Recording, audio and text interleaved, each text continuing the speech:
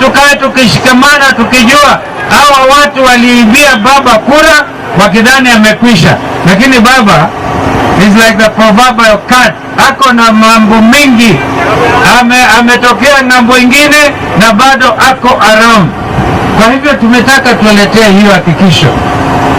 Wengine wanadanganyana, nasema wao ati walitangulia baba kwenda Kenya kwanza. Baba haendi Kenya kwanza, wao ndio walienda wakatumia jina ya Raila Amolo Odinga, wakapata viti na wakaenda kumsaliti. Wangapi wanasema wasaliti ni lazima wataenda nyumbani?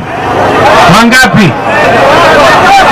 Siliona juzi alienda huko alienda Homa Bay kwa mheshimiwa Gladys Wanga kule, alafu akakuta unakumbuka John Bandi, chairman wa ODM.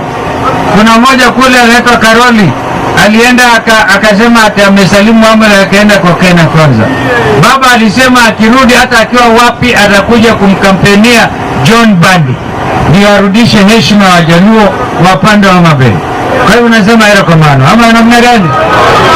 Kwa hivyo basi msifadhaike, tunawajua kindani sana vile walifanyia baba.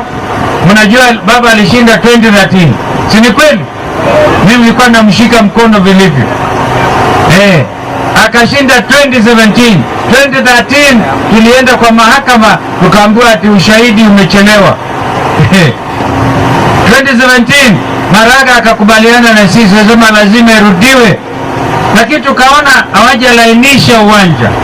Hakuna haja kwenda kwa kichinjio tukiona jamaa anashika kisu.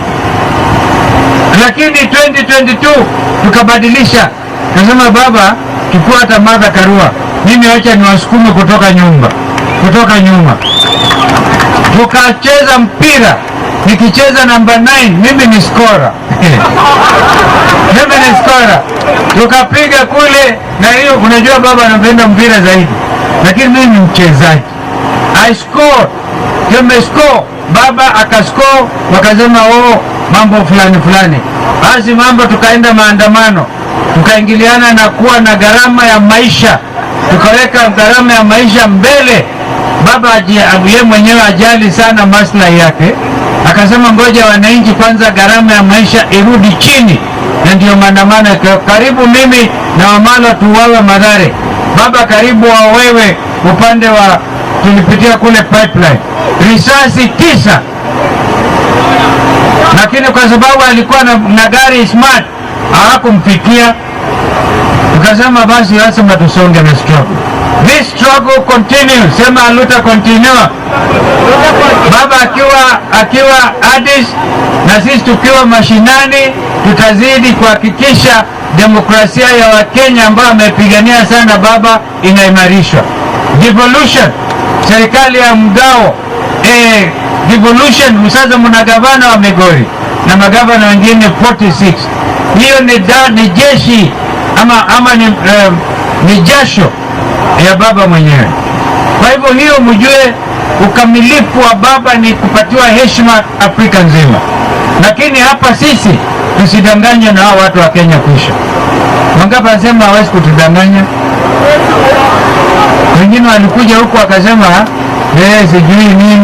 sijui nini, tunataka baba atusupport 2027. Kwanza hatujafika huko, si ni kweli? Kabla ya kwenda 2027 tunataka Sakayo ashuke, si namna hiyo? Wangapi wanasema hatutaki hiyo kodi ya nyumba, tunaikataa katakata? Wangapi anakataa kodi ya nyumba? Na bado tutaenda kotini kwa mahakama. Bunge imetekwa nyara, na mnajua hiyo. Wabunge wengi kama nilitangulia kusema walitumia jina ya Raila, wakachaguliwa wajumbe, kufika kule Nairobi wakanunuliwa kama kuku kwa soko na kuharibu demokrasia. Hao kutokea hiyo basi ndio ikatekwa nyara, ndio wapitishe kila kitu. Wengine wanasema